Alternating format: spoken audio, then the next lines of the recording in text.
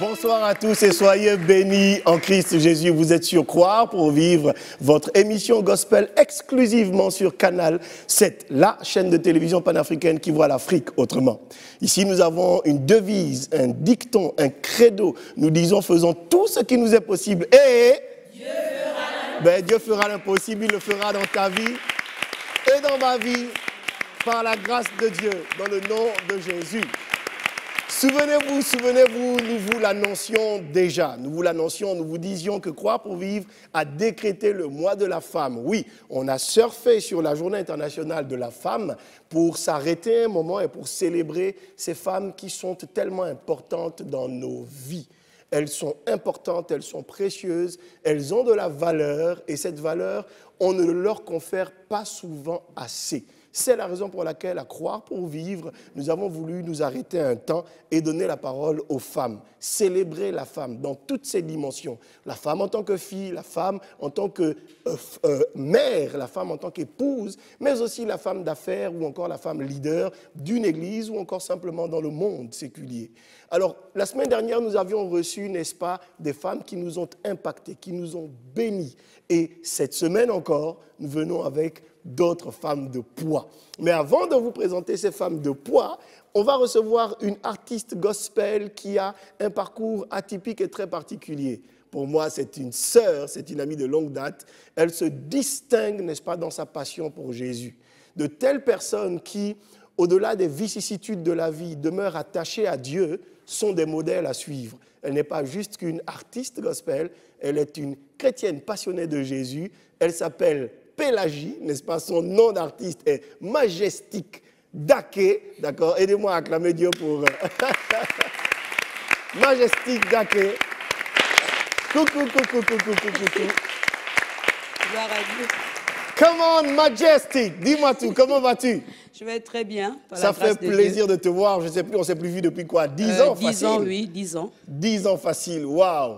Et entre-temps, tu as naturellement évolué dans le gospel, évolué dans cette passion que tu as pour Dieu à travers le chant. Et tu nous prépares comme ça un événement, un concert très prochainement. Oui, j'organise une soirée d'adoration sur le thème « Retour à la source ». Pourquoi « Retour à la source » Parce que je me suis rendu compte qu'effectivement, les chantres de maintenant, c'est, excusez-moi du thème, c'est pas du n'importe quoi, mais je sens comme si il y a de la légèreté. Voilà, la légèreté. Les gens ne prient plus assez. Les gens sont dispersés. Et pendant que je cherchais la face du Seigneur, il me disait « Retour à la source ». Donc j'ai voulu présenter ces cantiques à l'Éternel en l'offrant tous ces temps dans la présence de Dieu. Et j'ai voulu vraiment que le peuple gabonais vienne pour écouter l'appel du Seigneur. L'appel du Seigneur, écouter l'appel du Seigneur, mais aussi partager avec toi et offrir, eux aussi s'offrir à Dieu en offrande de louanges et d'adoration. Je pense qu'on a ton affiche publicitaire, si la régie est prête et qu'elle puisse nous la balancer. Alors, est-ce que tu peux nous redire ce sera où et ce sera quand? Ce sera le 17 avril à Bercy, à Rambaud. Voilà, une très très belle affiche. D'ailleurs, on peut acclamer...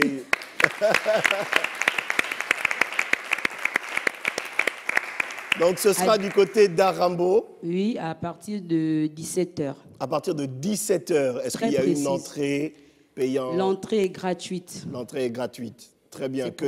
C'est pour la gloire de Dieu que nous le faisons. Alléluia, c'est pour la gloire de Dieu que tu le fais. Toutefois, on sait qu'il y a des charges derrière.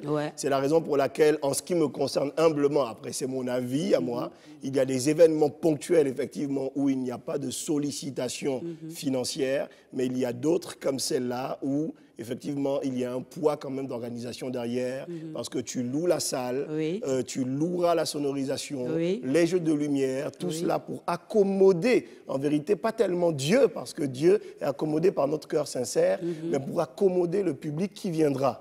Et donc, on sollicite souvent un concours financier que beaucoup discréditent ou encore combattent. Qu'importe, le plus important, c'est de savoir que c'est une œuvre de Dieu. Il y a quand même des gens qui se sont décidés de se lever. Oui. Si vous pouvez, là où vous êtes, l'accompagner, l'assister de 5 000, de 2 000, de 1 000 francs, faites-le, faites-le, faites-le de toutes les façons. Lorsque nous semons, même dans les larmes, nous récoltons avec joie et avec allégresse. Est-ce qu'il y a un dernier mot de la part de ma pépé perso, mais de Majestic Daké? Je veux rendre gloire à Dieu vraiment pour ce privilège. Comme je disais, il y a une équipe derrière nous. Il y a Awax Music. Très bien. J'ai été soutenue par la Chapelle des Conquérants, du pasteur Gauthier, que je fais un coucou. Un homme très Oui, mais on peut spécial. l'embrasser, on peut acclamer pour sa Alléluia. vie. Merci Seigneur. Et à mon tendre époux, qui est le sponsor officiel. Ah. Alléluia. Ah oui, ah oui, ah oui. Car c'est une offrande qui donne à l'Éternel. Donc, je veux vraiment encourager le peuple de Dieu à venir essayer de voir ce que Majestic est capable de faire dans la présence de Dieu. Alléluia. Alléluia. Et je bénis le Seigneur vraiment parce que ces moments, ce sont des moments où nous allons adorer Dieu. Vraiment parce que je me suis rendu compte que dans nos églises, on n'a pas souvent le temps. L'adoration, ce n'est pas des chansons de langue, c'est une personnalité, c'est quelque chose de très profond. Et je demande au peuple gabonais de venir nous découvrir. Il y a tellement d'artistes que nous avons invités, que je fais des petits coucous. Nous avons Paul Zita, Très bien, nous avons la Chapelle des Conquérants, tout à fait. nous avons Expression Voix. Et ce sont des gens que croire pour vivre, on les connaît. Alléluia. Ils sont déjà passés par ici et on les embrasse là où ils sont. Amen. On les bénit énormément. Et moi-même, qui sera la servante de... Absolument, du jour qui va nous servir. Amen. Et qui va nous conduire dans des temps d'adoration. J'aimerais qu'on acclame Dieu très fort pour Majestic Daké. Alléluia, alléluia. Je vous le disais tantôt, c'est la saison de la femme. Quelqu'un a dit quelque part, et je peux le dire, c'est notre autorité à nous tous, c'est le président de la République qui a décrété, n'est-ce pas, la décennie de la femme, à son côté une femme d'excellence, n'est-ce pas, qui elle aussi s'emploie à faire en sorte que durant les 10 prochaines années, les femmes, plus que par le passé, soient mises en lumière. Et ce soir, pour en parler justement de la femme actuelle, la femme dans toutes ses dimensions, la femme dans ses challenges, la femme dans ses défis, on va, n'est-ce pas, prendre les questions que vous, chers internautes, vous nous avez envoyées sur Facebook suite aux émissions précédentes et nos invités vont y répondre. J'ai comme première invitée, n'est-ce pas, comme ça, à ma gauche, mais à votre droite, la très excellente et très, très honorable et très distinguée femme de Dieu, prophétesse de Dieu, l'une des premières prophétesses, en tout cas, qu'on a connues de manière officielle et publique. Je me souviens encore, il y a très longtemps, lorsqu'elle rentrait dans le ministère, de toutes les secousses qu'il y a eu et de tous les combats. Elle s'est distinguée dans le temps et dans la durée. Elle a montré que c'est une mère. Elle a montré que c'est une femme de Dieu, une femme d'excellence. Aujourd'hui, c'est une mère, un modèle pour plusieurs générations. C'est la prophétesse Sylvie Bécalé. Elle est là. Aidez-moi à acclamer Dieu pour sa vie. Alléluia, alléluia, alléluia. Et avec elle, une très très belle rencontre. Vous savez, j'ai aimé cette phrase, il y a des rencontres qui changent la destinée. Je l'ai entendue il y a à peu près 15 ans aujourd'hui, mais j'en suis convaincu. Une femme d'excellence. Partout, on nous la recommande à cause de sa consistance dans ses réponses, à cause de sa grande sagesse et de sa clairvoyance dans la chose de Dieu. Elle est professeure de français, elle est écrivain, elle est en même temps pasteur, elle est conseiller conjugal, mais elle est aussi la fondatrice d'un institut, n'est-ce pas? Non, d'un club qui s'appelle Club Café Familia, un espace d'éducation familiale. Aidez-moi à honorer Dieu pour une femme d'excellence, une femme rare dans son temps, une femme dont le Gabon a besoin. Il s'agit du pasteur Yvette Gracia Essongué, s'il vous plaît. Alléluia, alléluia, alléluia. C'est une grande joie pour moi. Bonsoir, chère maman. Bonsoir. Je suis le fils le plus comblé de recevoir, n'est-ce pas, des mamans. Quelqu'un a dit quelque part que lorsqu'il y a des femmes à côté, on se sent protégé et sécurisé. Et d'ailleurs, Mamoudou Karambiri a dit, la semaine dernière, on l'a resuivi, que la femme est la sécurité de l'homme. Est-ce qu'on peut acclamer pour ça? Alors, très chère maman, j'ai une série de questions, d'accord, comme ça, qui sont issues d'Internet, en fait, de nos échanges que nous avons sur le net avec tout plein de fans, toutes les personnes qui nous soutiennent. Il y en a qui sont chrétiens, d'autres ne le sont pas forcément. Il y en a qui sont au Gabon, d'autres ne sont pas forcément au Gabon. Et d'ailleurs, on salue nos frères du Burkina, du Congo, du Togo, du Bénin qui nous écrivent. Merci infiniment. Et les émissions précédentes ont suscité davantage de questions. Et je vais vous en lire une première qui dit ceci, qui dit « Les femmes chrétiennes et célibataires font souvent face au syndrome de « Seigneur, pardon, je veux un mari » ou encore celui de « Seigneur, le Seigneur m'a dit que tu seras mon épouse ». Alors, comment ne pas se laisser submerger par nos désirs d'avoir un compagnon? Le Seigneur m'a dit, c'est toi, la femme de ma vie. Oh, quand je dors, je te vois. Quand je me réveille, je te vois. Et de l'autre côté, il y a le fait que, nos jeunes sœurs prennent de l'âge et que ça devient un peu difficile de gérer cette situation où on est seul. Alors, comment tenir ferme lorsqu'on est submergé par autant de pression?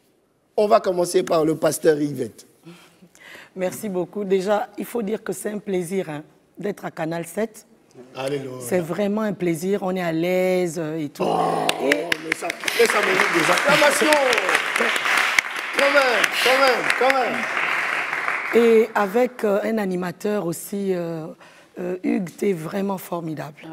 Ouais. Ça donne envie. Merci. Et comment faire avec cette Félicia de Chewa qui attend, qui désespère. Alléluia. Je pense qu'il faut commencer par resituer deux choses. Les femmes africaines, peut-être les femmes en général dans le monde, et les femmes gabonaises en particulier, sont victimes de deux idéologies. Et c'est ce qui d'ailleurs crée le problème. La première idéologie, c'est la conception traditionnelle du mariage.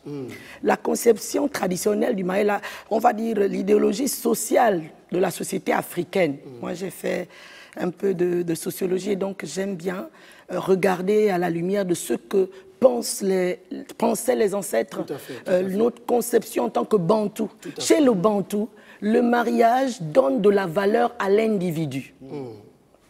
C'est-à-dire, quand on n'est pas marié, on n'a pas de valeur, ce qui n'est pas tout à fait biblique.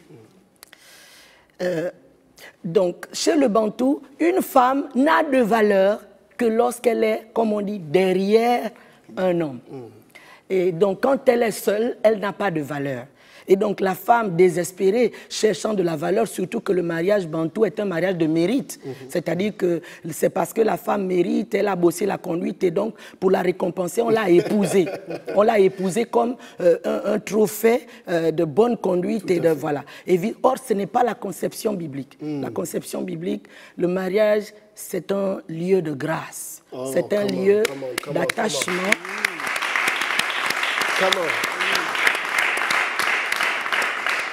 C'est un appel du Seigneur, c'est un engagement cadeau.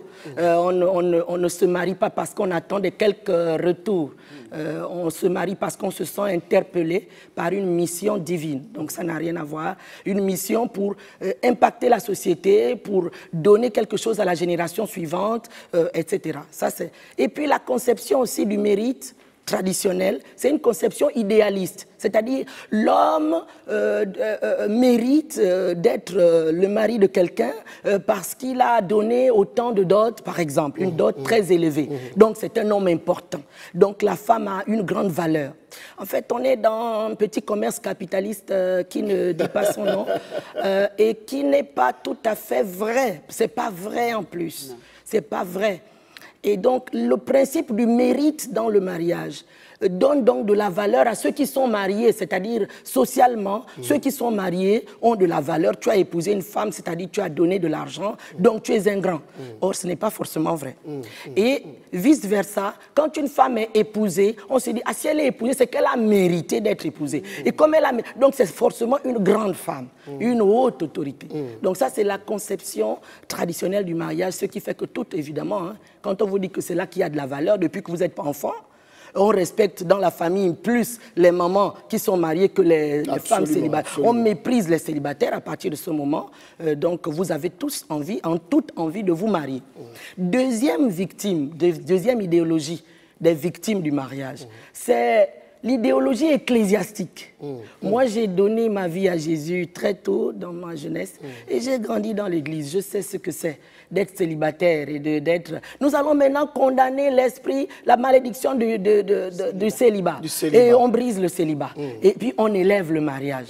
Parce qu'on ne sait pas que la Bible a fait aussi un chassé-croisé et vice-versa, parce que dans 1 Corinthiens 7, 39, la Bible dit que ceux qui sont mariés fassent comme s'ils ne l'étaient pas. La Bible exhorte au célibat même. Dans 1 Corinthiens 7, c'est des versets qu'on ne lit jamais à l'église. Tant pis pour ceux qui n'aiment pas lire la Bible. Jésus était célibataire. La Bible dit même que celui qui ne se marie pas fait mieux. Fait mieux. Jésus était célibataire, voilà. Et vous voyez cette catégorie donc qu'on appelle catégorie sociale dans l'Église, qu'on appelle les célibataires, est dénigrée. À cause de l'influence bantou, le pasteur lui-même est bantou, donc il est influencé par son idéologie d'abord sociale, anthropologique, et donc cette idéologie l'amène jusqu'à l'Église, et à l'Église, le groupe des célibataires, on va dire non, on leur dit aspirer tout le monde au mariage. Parce que le mariage, et ça c'est la conception ecclésiastique du mariage, et pas la conception biblique du mariage. Il faut faire la différence. La conception ecclésiastique du mariage, moi j'ai grandi dans l'Église, nous a dit que quand vous serez mariés, vous serez heureux. Comme vous êtes chrétien, quand vous mariez, vous êtes saint, parfait. Et quand vous serez marié, vous serez parfait. C'est faux. C'est pas faux parce que les gens sont mauvais, mais c'est faux parce que c'est pas ce que la Bible dit. La Bible dit qu'on se marie parce qu'on est mauvais. Il n'est pas bon que l'homme soit seul. Je lui ferai une aide semblable. Si l'homme était bon, il n'aurait pas besoin de femme. Donc quand on se marie, on devrait plutôt aller avec l'idée que je me marie avec le mauvais parce que n'est pas bon, ça veut dire mauvais.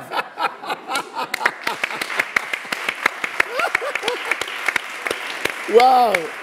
Waouh! Waouh! Waouh! C'est pourquoi elles ont du mal à supporter la pression, parce qu'elles ne savent pas que la Bible propose plutôt le contraire, mais vraiment le contraire.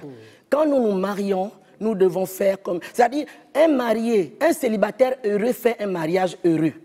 Mais la plupart d'entre nous qui sommes rentrés dans le mariage, avec cette idéologie que l'autre est censé être saint et parfait, ben nous sommes tombés complètement à côté parce qu'effectivement, en relisant les Écritures, nous étions venus pour arranger les impairs que Dieu a volontairement laissés chez l'autre et vice-versa. Nous aussi, on n'était pas rentrés par mérite.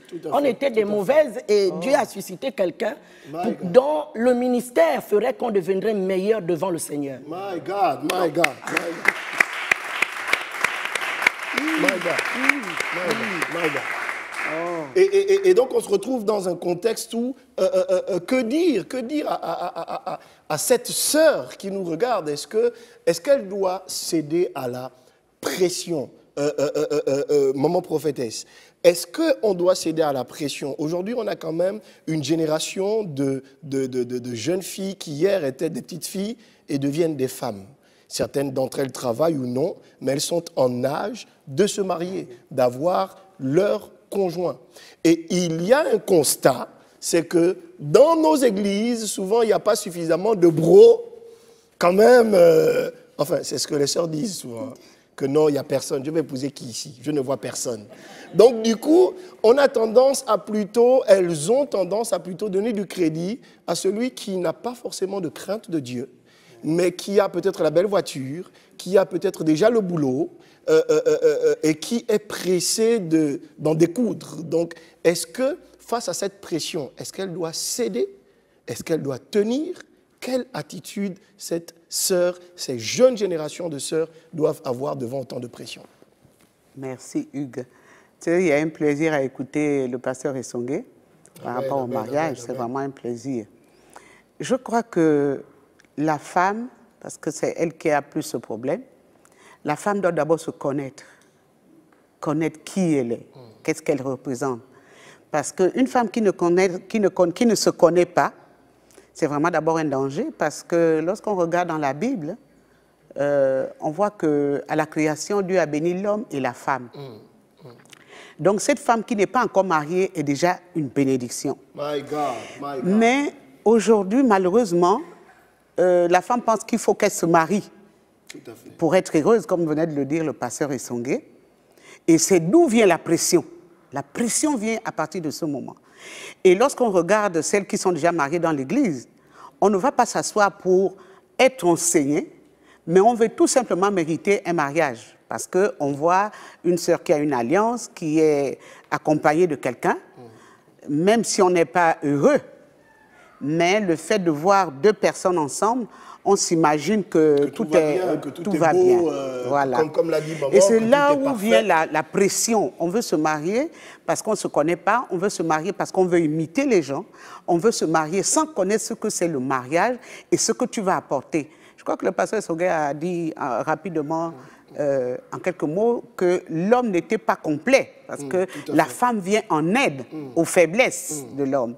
Donc, si elle réalisait qu'elle venait aux faiblesses des hommes, elle ne se précipiterait pas de la même manière. Elle ne serait pas sous pression de vouloir. Je crois qu'il y a un petit problème. Il y a le désir sexuel des femmes. À un certain âge, elle a ses désirs sexuels qui attendent quelque chose. Alors, on ne peut pas parler de mariage à ce moment-là. Tout à fait. Mais il y a le mariage, il y a les sentiments et il y a les désirs sexuels d'une jeune femme qui ne peut pas se contenir parce que, bon, elle n'est peut-être pas enseignée par une autre génération à se conserver et attendre qu'Adam découvre Ève. Mais elle va à l'avant de l'homme, à la recherche de l'homme, et son seul sujet de prière.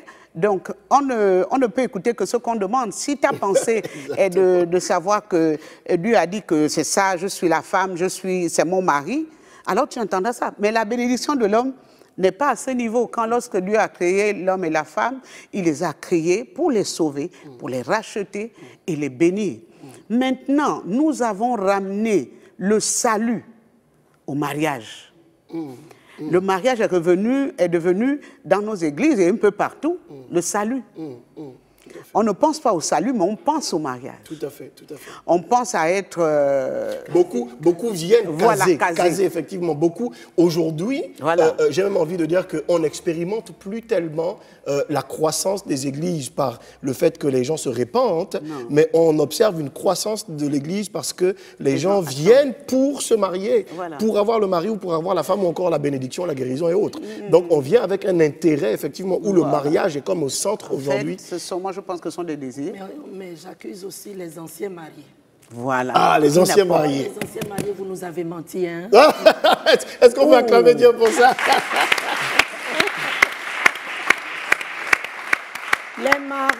Les mariés, ils font semblant d'être heureux. Pour montrer aux gens, faire le pharaon, alors que tu souffres. Parce que ce n'est pas le mariage qui donne le bonheur. C'est Jésus dans le mariage qui donne le bonheur. Il y a plus. Moi, j'ai rencontré des couples, quand ils sont devant une jeune fille qui n'est pas mariée, alors le mari commence à appeler sa femme chérie, commence à apprécier sa femme, commence à être bon, commence à être doux, pour attirer cette femme-là. Vous voyez? Et ça, c'est un danger. Effectivement, les couples sont faux. Pourquoi la Bible dit que la femme âgée enseignera la jeune femme?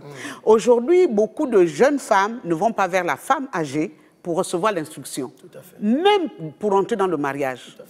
On se contente de regarder Novella, c'est ça? Novelas et d'autres séries. Et on n'a pas la réalité du mariage. Et c'est bien que quand elle rentre dans le mariage, elle est surprise de savoir qu'elle doit donner du plaisir à quelqu'un, elle doit venir au secours de quelqu'un qui est faible, elle doit bénir quelqu'un. Elle n'est pas préparée à cela, elle n'est pas équipée à cela. Elle vient pour son plaisir parce qu'elle veut être logée. Comme j'ai vu un peu la question, elle veut être logée. Il y en a qui reconnaissent que oui, il me fait tout. Donc, il n'y a rien. Il n'y a pas l'amour, il n'y a pas le dépôt de l'amour. Mais on se contente de quelqu'un qui va tout faire Vous voyez? Donc, il y a tout un dérèglement par rapport à la réalité et à la révélation du mariage.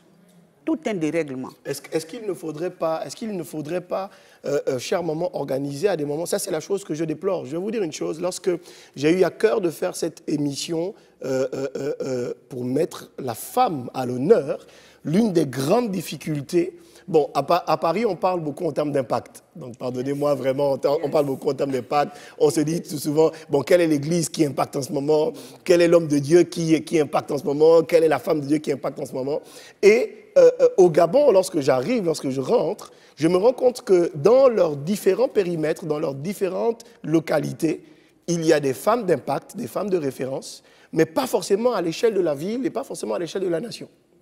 Et j'émets le souhait, je vous le demande aujourd'hui sur Canal 7, de pourquoi ne pas organiser à des moments des grands sommets de la femme, mobiliser un grand nombre de personnes possible, faire une publicité, même sur 2, sur 3 mois. Parce que ce que je constate aujourd'hui, c'est qu'il y a un management, d'accord, de gestion, on va dire de programme, mais non pas un management de gestion de projet dans nos églises. Donc, on a un programme dans un mois, on fait la pub maintenant, vite fait. On ne prépare pas souvent quelque chose 3 mois, 6 mois à l'avance, mais pourquoi ne pas faire quelque chose d'énorme, de préparer pendant même 6 mois, de faire fédérer un grand nombre de femmes et parler de ces thèmes? Parce qu'en définitive, ces jeunes filles qui sont dehors, comme vous le dites, souffrent d'une chose, c'est l'absence du mentorat. Il n'y a pas souvent ce mentorat, ou encore le mentorat, comme l'a dit le pasteur Essongué, est un mentorat hypocrite, faux, voilé, parce qu'on présente quelque chose de bien, mais qu'en définitive, c'est compliqué. Alors, la question est de savoir, est-ce que je dois donc suivre ce frère qui me dit « Dieu m'a dit que c'est toi la femme de ma vie ». Est-ce que j'y vais? En fait, quelle est l'application biblique, le principe biblique que je dois appliquer à ce moment-là, lorsque je me retrouve dans une situation où un frère vient me dire que je suis celle que Dieu a dit qui doit être sa femme? Waouh! Bon, je peux répondre? Oui, absolument. En fait, il y a toute une foule d'enseignements qui circulent dans l'Église et qui ne sont pas bibliques. Par exemple, le principe selon lequel Dieu impose des conjoints aux joints. Je ne connais pas la main d'un petit démon ou d'un esprit quelconque qui peut détourner le plan de Dieu dans nos vies. Je crois au principe de la prédestination. Que Dieu nous a choisis avant la fondation du monde pour accomplir des œuvres qu'il a préparées d'avance. Afin que nous les pratiquions. C'est exactement ce qui va se passer. Si j'étais fiancée à un frère et que ça n'a pas marché, c'est que ça n'a pas marché, ce n'était pas lui. Je ne connais pas ce Dieu qui dit, bon, écoute, je t'envoie un vilain que tu n'aimes pas, tu prends parce que c'est moi. Même lui-même Dieu, avant de venir dans nos vies, Amen. Même lui-même Dieu, avant de venir dans nos vies, il envoie un éclaireur qu'on appelle le Saint-Esprit. My God. Amen. Qui vient nous convaincre.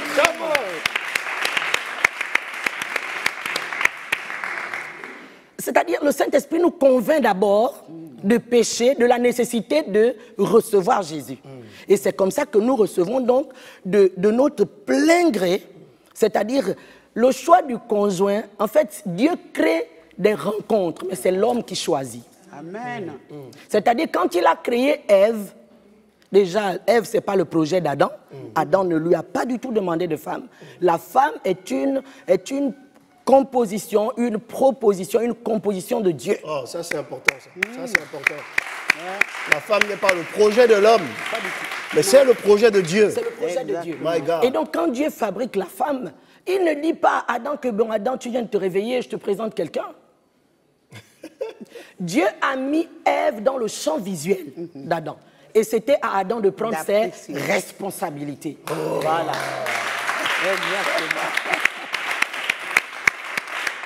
Et moi, je ne comprends pas vraiment les frères, hein. Honnêtement, je ne comprends vraiment pas. Ou bien l'Église vous a rendu infantilisé, bête, ou je ne sais pas. Parce que pour draguer, ça veut dire, tu viens, tu reconnais que j'aime cette femme. Mais pas dire que comme Dieu m'a demandé, je vais t'épouser. Mais donc si Dieu ne t'avait pas dit, tu ne m'aimes pas. C'est-à-dire qu'il y a un problème de responsabilité. Exactement. Exactement. Exactement. Donc, quand quelqu'un vient déjà, en tout cas pour mon cas, hein, si mon mari était venu avec le fait que c'est Dieu qui l'a envoyé, j'allais l'envoyer paître. Parce que, vous savez, il faut que l'homme assume. Le Seigneur nous demande de choisir notre conjoint sur la base d'un verset, c'est 2 Corinthiens 6, 14. Ne vous mariez pas avec les païens. C'est-à-dire, quand on est chrétien, ne vous mariez pas avec les païens, car quel lien y a-t-il entre la lumière et les ténèbres, entre Christ et Bélial, entre le temple de Dieu et les idoles? Il n'y a aucun. Donc, on nous demande de nous marier avec des chrétiens comme nous. Donc, je vérifie qu'il est chrétien. C'est là où j'ai besoin de l'attestation du Saint-Esprit. Mais pour le reste, c'est moi qui vois. C'est-à-dire la taille. Si je veux le coudou, je prends. Je ne dis pas, et beaucoup de filles sont restées vieilles dans l'église à cause de ça. La volonté, quelle volonté? Dieu veut que tu te maries. Donc, s'il veut que tu te maries, il est venu vérifier qu'il est né de nouveau. S'il est né de nouveau, ben c'est toi qui vois. S'il est un peu trop noiro, tu verras les crèmes.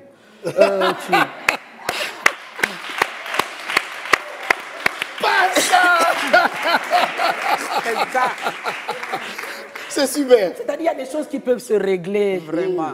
Il y a des choses, et beaucoup de filles sont restées vieilles parce qu'elles attendaient la fameuse volonté de Dieu. L'homme parfait qui n'existe pas. Parce que bibliquement, il faut que tous les hommes ne soient pas bons, tout seuls.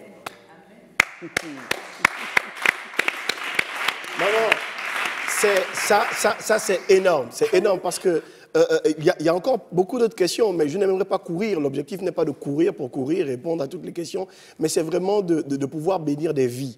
La question et la problématique aujourd'hui du sexe dans l'Église, on n'en parle que trop peu. C'est même, on va dire, un sujet tabou, parce que on va tout de suite, en fait, dans le péché, dans la condamnation. On ne fait pas une pédagogie autour de la sexualité, autour du sexe, et ça fait qu'il y a beaucoup de frustration, il y a beaucoup de rébellion, il y a beaucoup de personnes qui ont le sentiment qu'en fait, on les prive de leur liberté. Très peu de personnes ont été vraiment éduquées ou instruites sur le sexe, il faut le dire. Ce qui fait que dans l'Église, moi je connais des assemblées où pendant 3 ans, quelqu'un accepte le Seigneur, il fait 3 ans dans cette Église, mais à aucun moment on lui a demandé d'arrêter de pécher. À aucun moment on lui a dit que ça, c'est de la fornication ou c'est de l'adultère. Et comment arrêter? À aucun moment on lui a donné aussi le bien fondé du fait d'arrêter d'être avec quelqu'un. Parce qu'on a beaucoup de femmes qui sont, on va dire, dans le concubinage. Elles vivent avec quelqu'un. Et dans ce contexte-là, on prend soin d'elles. Ils sont ensemble depuis un certain temps. Elle accepte Jésus justement dans ce temps où elle vit avec quelqu'un.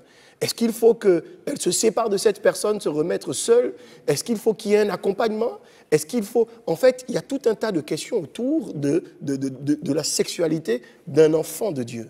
On parle beaucoup directement à la condamnation. Oui, c'est le péché, tu es dans le péché, tu ne fais plus ci, tu ne fais plus ça. Mais est-ce que là encore, il ne devrait pas y avoir une école? Est-ce qu'il ne devrait pas y avoir des programmes où on aide justement cette femme à tenir ferme, à rester debout, à comprendre, comme tu l'as dit tout à l'heure, et elle aussi, qu'en définitive, l'homme est faible et que tu es sa force.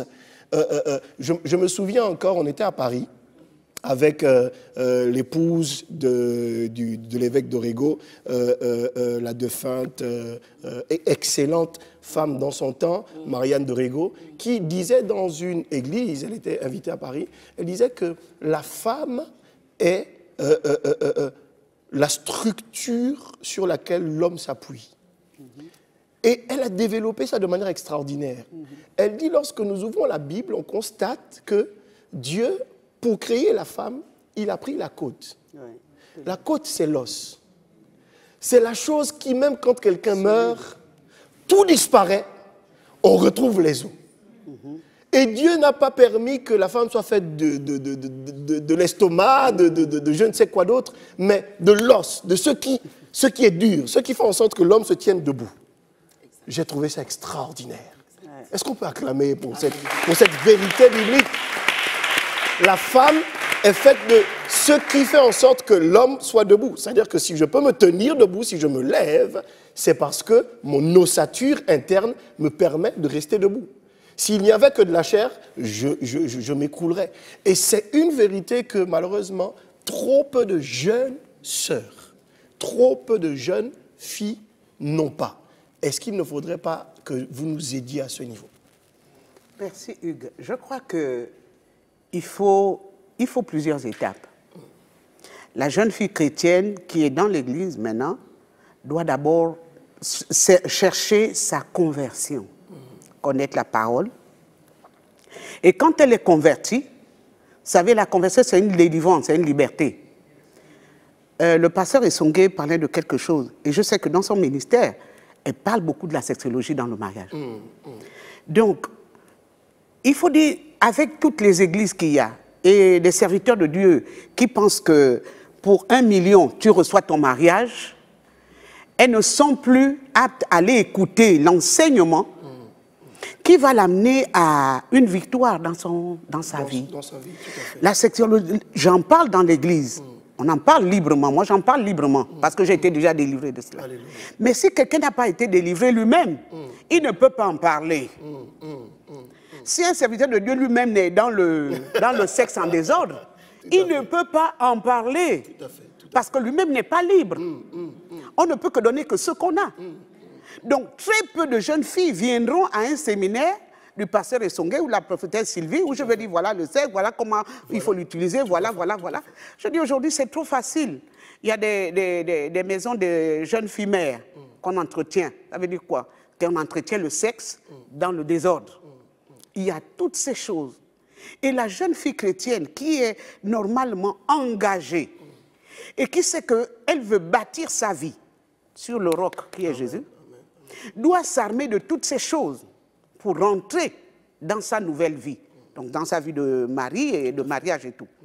Mais combien de jeunes filles, c'est vrai qu'elles peuvent venir parce qu'on veut savoir telle ou telle chose, mais j'ai assisté à des programmes du pasteur Essongué. Je crois qu'il y a d'autres aussi qui ont assisté à des programmes où j'ai parlé à la jeune femme. On apprend tellement, mais combien viennent? Tout à fait. Ou bien combien viennent et se butent? Tout à fait. Et quand elles écoutent dans son église, comme on dit, dans ses 4 murs, qu'on dit, bon, apporte 500 000 francs, reçois ton mariage, reçois-le, reçois-le. Qu'est-ce qu'elle va encore attendre? Aller passer peut-être 1 mois à écouter comment gérer d'abord son propre corps, parce qu'avant d'aller gérer le sexe du mari, il faut d'abord gérer ton corps, ton sexe, il faut l'entretenir, il faut savoir ce qu'il est. Combien viendront? Très peu. C'est les problèmes qu'on trouve. Mais je crois qu'on ne doit pas s'arrêter à cela. Il y a des projets, c'est vrai. Nous allons avoir une conférence très bientôt, dans le cas des femmes, et il y aura des ateliers dans ce sens-là. Je crois que c'est un grand problème. Tout à l'heure, j'en parlais avec une servante de Dieu. Vous voyez, une jeune fille me voit et elle me dit, voilà, j'ai un proposé, mais je vais d'abord aller voir mon pasteur pour voir ce qu'il dit. Elle dit, ah bon? Tu vas voir ton pasteur. Il y a un proposé. Est-ce que tu l'aimes? Il dit, même si je l'aime, il faut que mon pasteur décide. J'ai dit, et toi et ton pasteur en enfer.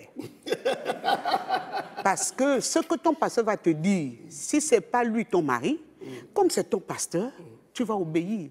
Et tu vas faire un faux mariage, tu vas vivre dans l'hypocrisie avec quelqu'un. Une sorte de masque. Voilà.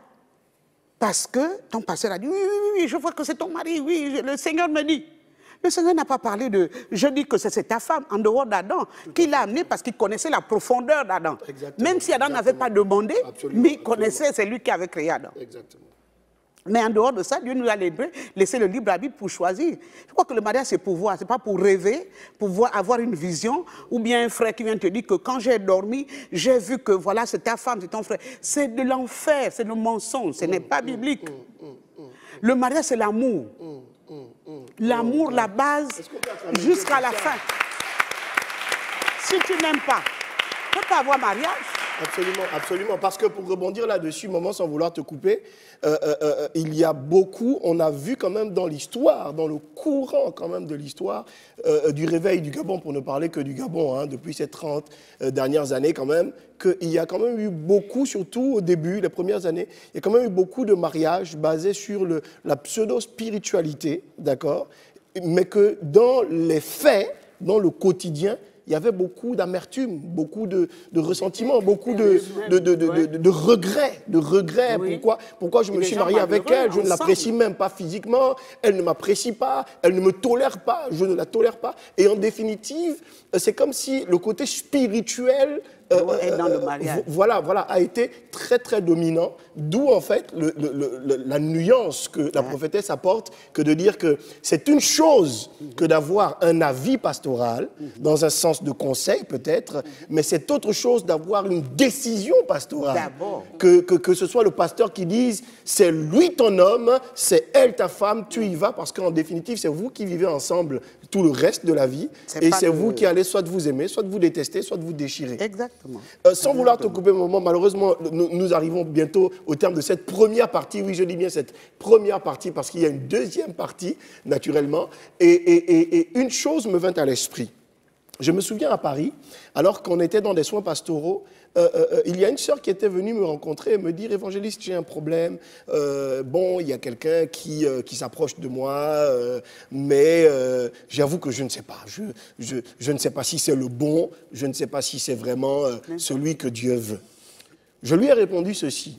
Et je bénis Dieu parce qu'à ICC, on est quand même très pointu sur l'enseignement de la parole. Vraiment, on est très, très scripturaire.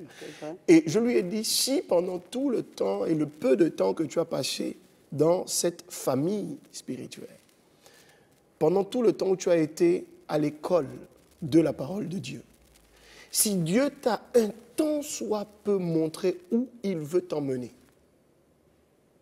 ta destinée, si Dieu t'a instruit un tant soit peu sur qui tu es, fille du roi des rois et du Seigneur des seigneurs, tu n'es pas bradé, tu n'es pas bradable.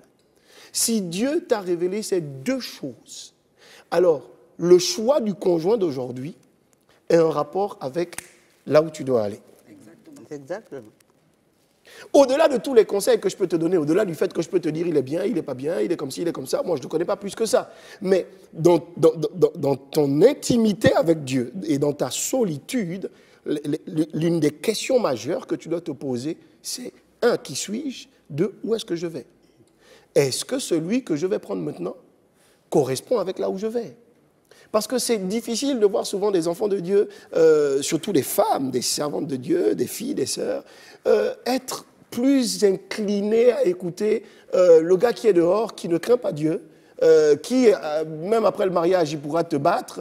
Moi, on a assisté à des mariages, prophétesses, où, séance tenante à la bénédiction nuptiale, le marié, il n'est pas chrétien, il n'est pas dedans, donc il répond au pasteur, il dit non, je ne vous donne pas mon alliance.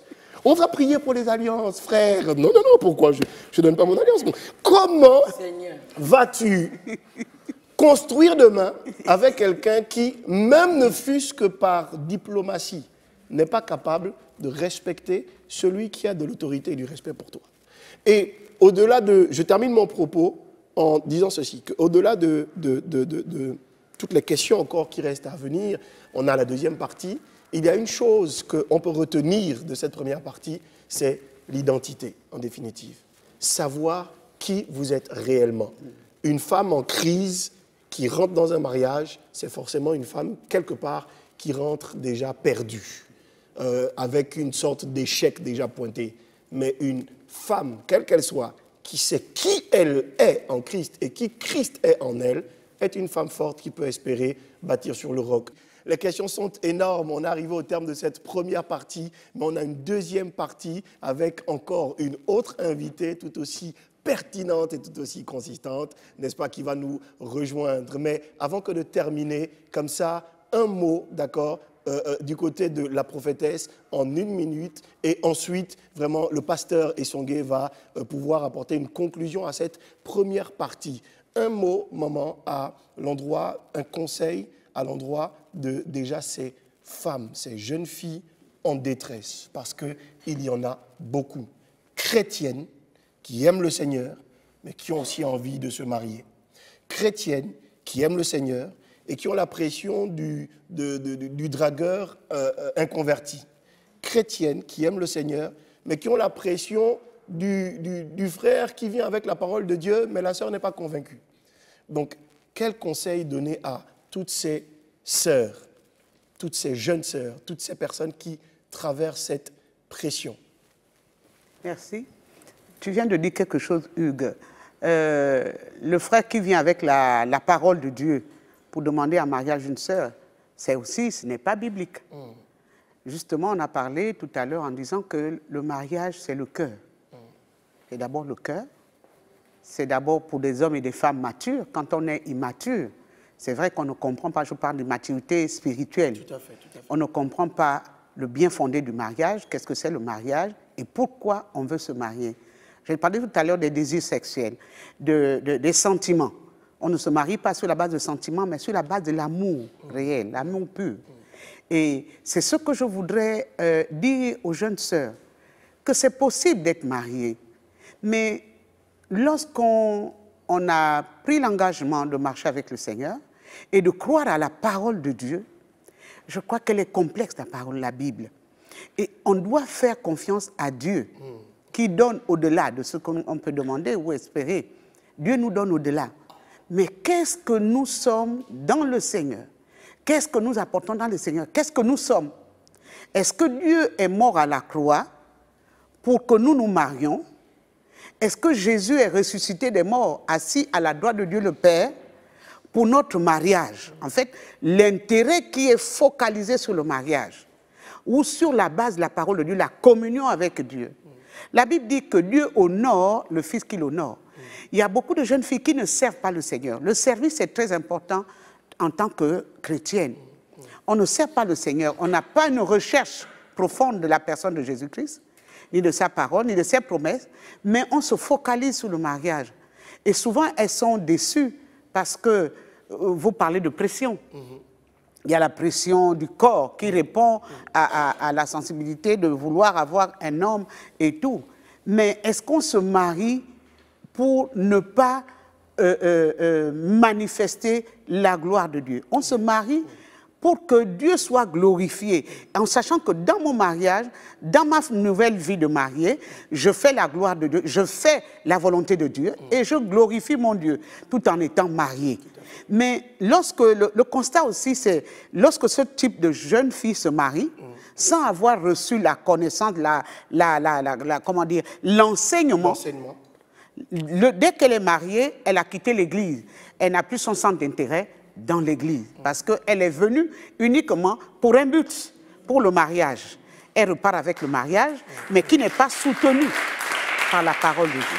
Le mariage qui n'est pas soutenu par la parole de Dieu. En 1 minute, femme de Dieu, vraiment en guise de conclusion, juste dire une prière pour toutes ces femmes qui nous regardent. Elles sont au Gabon, elles sont dans les 9 provinces, mais elles sont au-delà du Gabon. Elles sont dans l'Afrique. Alors j'aimerais dire aux femmes qu'un mariage malheureux est pire qu'un célibat malheureux. Je vous assure, un mariage malheureux est pire qu'un célibat malheureux. Le mariage ne donne pas le bonheur.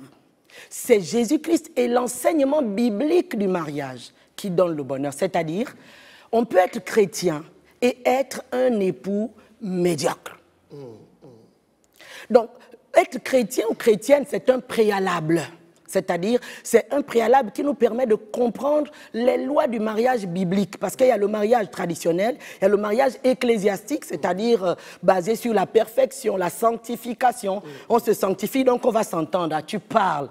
Ce que Dieu a prévu, c'est que les gens qui sont mariés ne s'entendront jamais si Christ ne fait pas le décodage. Amen. Amen. C'est-à-dire, c'est un chantage divin mais puissant. Et tout le monde est obligé de se soumettre. Personne ne connaît l'autre. Il y en a qui vivent avec les corps de femmes et sans connaître la femme. Il y en a qui vivent avec les corps d'hommes et sans connaître l'homme. Pour connaître l'homme, il faut passer par Dieu. C'est comme Gabon Télécom. My God, my God. Maman, il faut que tu nous développes ça dans la deuxième partie. Et l'amour, ce n'est pas le fait de ressentir des émotions. Comme Ève, hein, dans Genèse 3,16, on a maudit Ève. Dieu a maudit le serpent pour qu'il rampe maintenant. L'homme, il devait manger à la sueur de son front. La punition des femmes, c'est de tomber amoureuse. Voilà la punition des femmes. Ses désirs seront attirés vers l'homme et il frappera, il écrasera. Donc, avoir des émotions et des sensations, ce n'est pas cet amour-là qui soutient le foyer. L'amour qui soutient le foyer, c'est l'amour calqué sur Christ et l'Église. Un amour désintéressé. Un amour décision. My God. Il y a trop de choses à dire. Il y a trop de choses à dire, maman. Une prière à l'endroit de toutes ces personnes en quelques 30 secondes, une minute. Seigneur, je prie maintenant pour toutes ces femmes qui sont à travers le monde. Je désactive toute motivation satanique, toute oppression de désir de mariage inutile qui crée la médiocrité sur la terre et qui montre aux gens que le mariage est une mauvaise chose alors que c'est une institution que tu as créée et qui est bonne pour toi. Mais nous avons oublié le mode d'emploi. Seigneur, je te prie de guérir les cœurs brisés, les cœurs blessés, ceux qui ne savaient pas qu'ils n'allaient pas y trouver le bonheur et qui y sont allés et qui pensent aujourd'hui que le mariage est mauvais. Seigneur, viens changer leur entendement, que ta parole vienne restaurer leur vie et qu'ils aient le courage de recommencer et d'aller vers la parole de Dieu, vers l'enseignement biblique au sujet du mariage. Je libère le bonheur dans les couples. Seigneur, je proclame que l'obéissance à la parole, l'obéissance à l'amour, Seigneur, est le partage de tout un chacun. Seigneur, merci parce que c'est toi qui restaures le mariage. C'est toi qui nous donnes envie d'aimer. C'est toi qui nous donnes la persévérance d'aimer. C'est toi qui nous donnes le courage d'aimer. Et d'aimer ceux qui ne sont pas, qui ne méritent pas l'amour. Seigneur, merci parce que tu nous donnes ton cœur. Merci parce que tu nous donnes ton identité. À travers le mariage, nous te connaissons davantage. Que toute la gloire te revienne au nom de Jésus. Amen. Amen. Amen. À la semaine prochaine, par la grâce de Dieu. Gardez à l'esprit de faire tout ce qui vous est possible. Et quoi? Et Dieu? J'ai pas compris. Et Dieu? À la semaine prochaine. Que Dieu vous bénisse. Ciao.